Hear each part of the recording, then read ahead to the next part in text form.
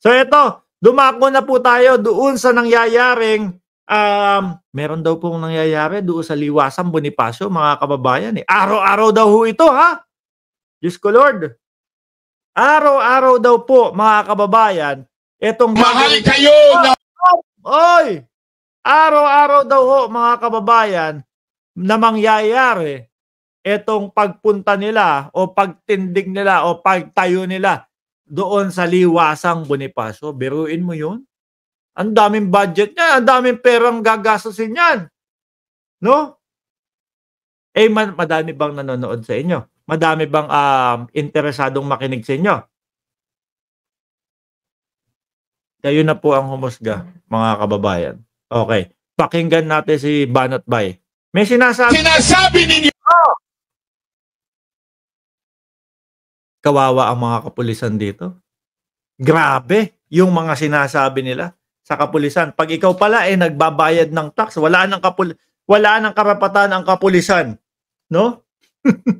Pakinggan nyo, mga kababayan. Si Pastor Banat Bay ang papalit kay Apollo Kibuloy. Ikaw nga ba? Ikaw nga ba? O, sige na, ituloy nyo na.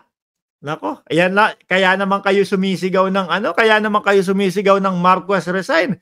Gusto nyo lang mapalitan ng ating presidente para para hindi na ipahuli si Kibuloy. Diyos ko naman po, Lord. Paano naman yung sinasabing di umano na nabiktima ni Kibuloy? Paano naman yun? Di ba? Dahil lang kay Kibuloy, wag na sundin ng batas. Tuloy. Game! Banat! Which na sinasabi ninyo, galing yan sa amin! Galing daw po. Kaya walang karapatan ng ating mga kapulisan. Wala kayong karapatan na magmalaki sa amin! Sino nagmalaki? Yung ating mga kapulisan, mga kababayan, nandoon sa KOJC. No? Ano ang pakay nila doon? Gipitin ba yung mga Kojik? Hindi naman po kasali yung mga Kojik, no? Hindi naman po mga Kojik ang plano na kunin ng mga kapulisan. Si Kibuloy ho, mga kababayan. So ano yung sinisigaw-sigaw nitong mga to? Anong pagmamalaki doon ng mga kapulisan? Ginagawa lang ho nila yung kanilang mga trabaho, mga boss.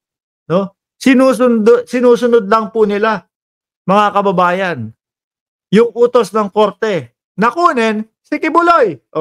Maganda ho, mga bossing, Kibuloy na aresto. Sakto sa anibersaryo ng Kojik. Maganda ho yun, mga kababayan. Ewan ko na lang kung ano mangyari. Kung sino yung makakakuha ng reward na 10 million. Ha? Magandang palaro ho yan, mga kababayan. Magandang palaro ho yan, mga kababayan, habang anibersaryo, palaro natin.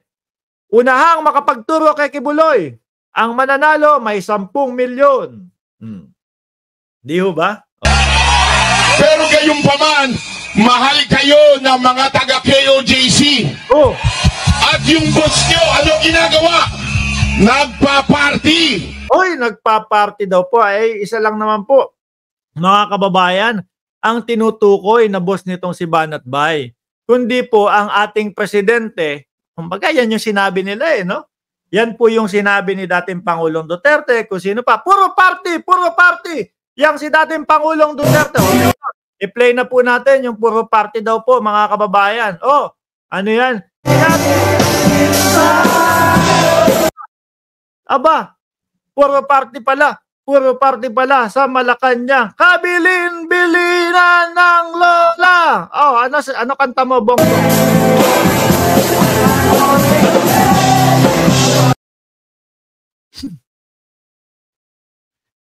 Para pong hindi sila nagpa-party, mga kababayan, Parang hindi po sila nag-e-enjoy. Pero kapag ang Marcos na po, mga bossing, kumbaga mga tao lang din naman ho yan Pag ang mga Marcos na po ang nagpa-party, ay bawal na. Pero pag sila ho, mga kababayan, ay hindi.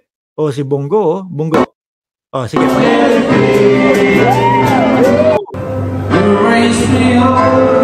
Si dating Pangulong Duterte, nakikiparty din. Paano kung kayo naman ang sabihin namin ng puro kayo party?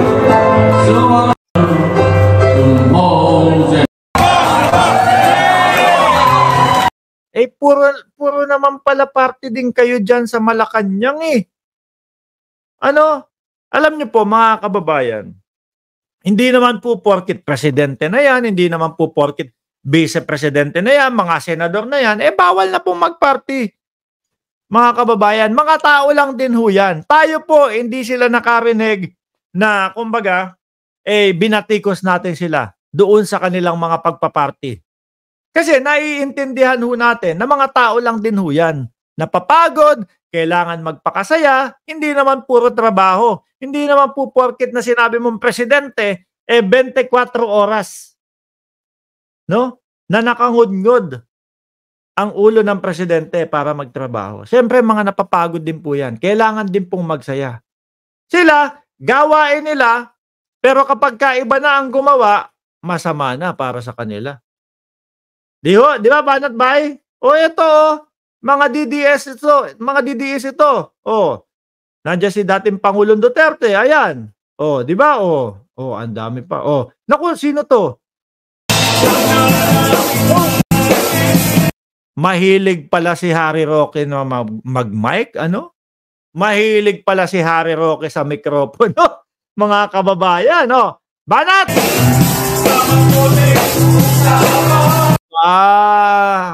Sila ho, mga kababayan. Pero ay sinisigaw po nila doon sa kanilang mautog-mautog. Party daw po ng party ang ating Pangulo. Tuloy mo na nga, Banat Bay. Hanggang kailan kayo magbubulag-bulagan? Hanggang kailan kayo magbibingi-bingihan?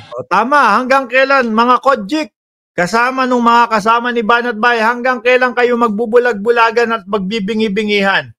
No? Na kaya nandyan ang ating mga kapulisan dahil gustong iserve ang warrant of arrest ni Kibuloy. Tapos ano palabas ninyo sa taong bayan? Kojik ang ginigipit? Kailan pa? Malinaw sa kapulisan natin na si Kibuloy lang ang gustong kunin. Dahil may kautusan po ng korte. Ano? Na dapat kunin at iserve ang warrant of arrest kay Kibuloy at kunin at pagpaliwanagin. Kung saan-saan nyo dinadala ang isipan ng taong bayan eh. Di ba? Kung saan-saan dinadala ang isipan ng taong bayan para ano? Para mapabagsak ang ating presidente? Para mapababa ang ating presidente ng ganitong bilang? Dami ha? Tuloy mo. Kayong mga kapulisan, panahon na para ipagtanggol ninyo ang ating saligang batas. Pinagtatanggol naman ng kapulisan ang saligang batas. Hindi nga lang po uubra yung inyong panawagan, no? Na deadmahin na yung kaso ni Kibuloy. Hindi po uubra yun. Nagsasabi ang kapangyarihan ay nasa taong bayan. Okay. Hindi sa mga politikong magnanakaw. Uy, grabe. Mga kababayan. Hindi sa mga politikong magnanakaw. Diyos ko po, Lord. May napatunayan na ba? Sa dami-dami ng inape, bakit ang daga kay OJC? Alam niyo kung bakit? Bakit? Kasi hindi kayo bibigay sa pera. Ang pastor ninyo, hindi. Parang ang narinig ko ho, mga kababayan, yung, kumbaga, tawag dito, yung pinaka-informer ng PNP, mga kababayan, nandoon sa loob ng Kojik. Baka bumigay na yun. Di ba? 10 milyon ang nag-aabang. 10 milyon ang nag-aabang doon sa Kojik member na yon kapag napatunayan at nakita si Kibuloy sa ilalim ng lupa. Hindi bumigay sa pera nung binibili ang SMNI. You are the anointed people of God. You are the anointed people of God. At si Kibuloy, the anointed, si Kibuloy? Son of God. Kayo-kayo na lang ang maniwala dyan. Tanungin nyo, mga kababayan, si Banat Bay. Tanungin nyo si Banat Bay, mga kababayan, kung gusto niyang sumali sa Kojik. Sasabihin niya, hindi. Sasabihin niya, naku, ayoko. Pag nahuli na si Kibuloy, wala na din ho yan, mga kababayan. Tapos na din ho yan. Lalo na ngayon. Ipit yung mga kaperahan ni Kibuloy. Defend our country! Galit na galit ho sila doon, mga bossing. Ito ang tanong. Sige, ganito. Ito ang tanong ho, mga kababayan. Sa tingin nyo po kaya, no? Tatagal sila araw-araw, no? Padami kaya sila ng padami doon sa kanilang Liwasang Bonifacio. Sige, pagka dumami kayo dyan, nang dumami, edi masaya. Di ba? Pero sa nakikita ko ho, mga kababayan, nag-umpisa yan sila, no? Nung 5 araw daw, diyan sa Liwasang Bonifacio. Ang dami nun. Talaga naman madami. Napuno nila yung Liwasang Bonifacio.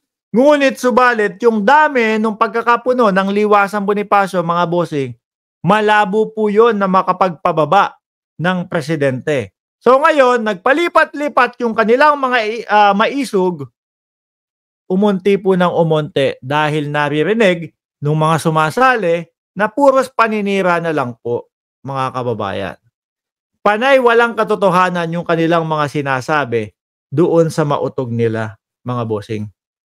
Ano? Naubos ng naubos. O ngayon, meron na namang bago. No? People power. Mimol power! Pag ginaraw-araw nyo to, nako. Tingnan ko lang kung talagang parami ng parami yan. Pakita nyo sa amin, ha? Baka naman. O ito, bago tayo matapos, baka naman. No? Magpatawag lang. Magpatawag lang yung mga vloggers. O tara, tayo naman, ipakita natin ang suporta natin sa ating presidente. Baka hindi umabot yung mga yan. Alam nyo, yung mga pakojik, yung mga mimol malware ninyo,